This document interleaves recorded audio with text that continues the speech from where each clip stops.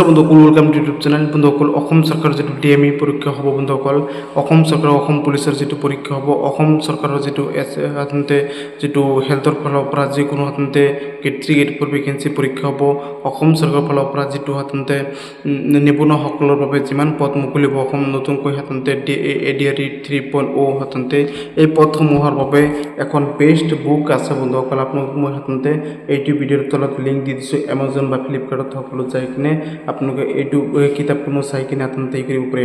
আসাম ইয়াৰ book সকলোৱে গমে পায়, অসমীয়াতো পাব, ইংলিছতো পাব। যিটো লয় বন্ধুসকল মাত্ৰ 500 টকাত আপোনালোক অসম ইয়াৰ বুক ল'ব পাৰিব। দোকানতকৈ 100 টকা হ'লেও কম পাব মোৰ লিংকত যাই কিনে ল'লে। বন্ধুসকল, মই আপোনালোকক সকলো গুণত জনাইছোঁ, অসম ইয়াৰ বুকটো লৈ লওক।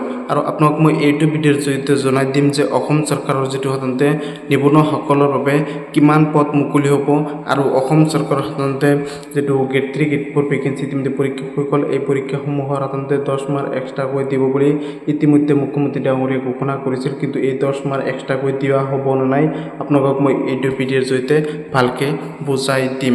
আপোনালোকে নো টেনশ্যন আৰু কোনো চিন্তা কৰিব নালাগে। আৰু মুখ্যমন্ত্ৰী ডাঙৰীয়াই ইতিমধ্যে কৈছে 10 মাৰ্ক এক্সট্ৰা দিয়া হ'ব, আৰু সঁচাকৈ দিয়া হ'ব নে আৰু কেতিয়া দিয়া হ'ব সেই বিষয়ে আপোনালোকক মই এইটো ভিডিঅ'ৰ জৰিয়তে ভালকৈ বুজাই দিম। আপোনালোকে কোনো টেনশ্যন নকৰিব বন্ধুসকল, আপোনালোকে একো টেনশ্যন নকৰিব।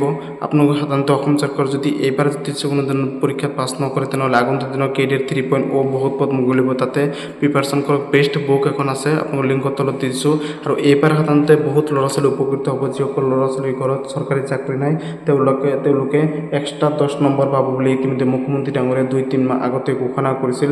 এইটো মুখ্যমন্ত্ৰী ডাঙৰীয়াই 1 বছৰ আগতে যদি ঘোষণা কৰে, সেইটো কাৰ্যকৰী কৰে বা সেইটো সাধাৰণতে সফল কৰে, বা সেইটো সেই মুখ্যমন্ত্ৰী ডাঙৰীয়াই যিটো কয় তাকে কিন্তু কৰি দেখুৱায়।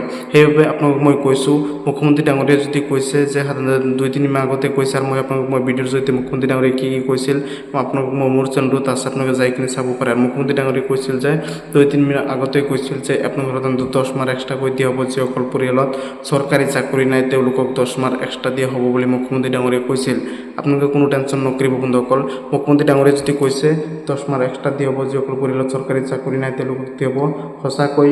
কাৰণ মই কৈছোঁ, যিমান আপডেট দিছোঁ মুখ্যমন্ত্ৰী 2019 চনৰ পৰা মই ভিডিঅ' বনাওঁ, যিমানখিনি কথা মই মুখ্যমন্ত্ৰী ডাঙৰীয়াৰ মুখেৰে সাধাৰণতে শুনিছোঁ, প্ৰত্যেকটো কথা সঁচা হৈছে বন্ধুসকল, প্ৰত্যেকটো কথা কাৰ্যকৰী কৰিছে বন্ধুসকল। সেইবাবে কৈছোঁ এইটো সাধাৰণতে কাৰ্যকৰী হ'ব পাৰে, আৰু এইটো কাৰ্যকৰী যে কৰিব 100% সঁচা। আৰু এইটো দুখীয়া ল'ৰা ছোৱালীৰ বাবে ভাল খবৰ, নিবনুৱাসকলৰ বাবে ভাল খবৰ, সকলোৰে বাবে ভাল খবৰ। কাৰণ যিসকলে পৰিয়ালত 3জন 4জন চাকৰি পায়, তেওঁলোক সাধাৰণতে পোৱাতকৈ দুখীয়া ঘৰৰ ল'ৰা যদি এজন চাকৰি পায় বহুত উপকৃত হ'ব, মাক দেউতাক সুখী হ'ব। সেইবাবে মুখ্যমন্ত্ৰী ডাঙৰীয়াই এইটো পদক্ষেপ লৈছে, মই আদৰিছোঁ, সকলো ৰাইজে আদৰিছে, অসমৰ ৰাইজে আদৰিছে। 10 মাৰ্ক এক্সট্ৰাকৈ দিলে কেতিয়া দিয়া হ'ব এইটো প্ৰশ্ন সকলোৱে কৰিব বন্ধুসকল। 10 মাৰ্ক যদি এক্সট্ৰাকৈ দিয়া হয়, এই 10 মাৰ্ক এক্সট্ৰাকৈ সাধাৰণতে নাম্বাৰটো সাধাৰণতে যিটো ভাইভা ৰিজাল্টত কাট অফ মাৰিব, সকলো ৰিজাল্টত নাম আহিব। প্ৰত্যেকটো ভাইভা টেষ্টত 2জনকৈ ল'ৰা ছোৱালীক মাতিব, প্ৰত্যেকটো টেষ্টত সাধাৰণতে 2জনকৈ ল'ৰা বা ছোৱালীক মাতিব, প্ৰত্যেকটো পদত 2জনকৈ মাতিব ভাইভা টেষ্টত। তাৰে ভিতৰত যিসকলক মাতিব তেওঁলোকৰ ভিতৰত যিমান কেণ্ডিডেট চৰকাৰী চাকৰি নাই পৰিয়ালত, তেওঁলোকে কিন্তু এই 10 নম্বৰ এক্সট্ৰাখন পাব। তেতিয়া পাব ভাইভা টেষ্টত যিটো ডকুমেণ্টছ ভেৰিফিকেশ্যন হ'ব, ফাইনেল লিষ্টটো বনোৱাৰ আগতে এই 10 নম্বৰ কিন্তু যোগ হৈ যাব।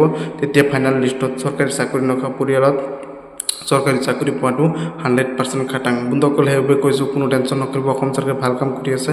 তাৰ বাবে সকলোৱে সাধাৰণতে কৰিব লাগে। আৰু অসম চৰকাৰে যিমান কাম কৰিছে সকলো ভালেই কাম কৰিছে, আৰু অসম চৰকাৰক ধন্যবাদ জ্ঞাপন কৰিব লাগে।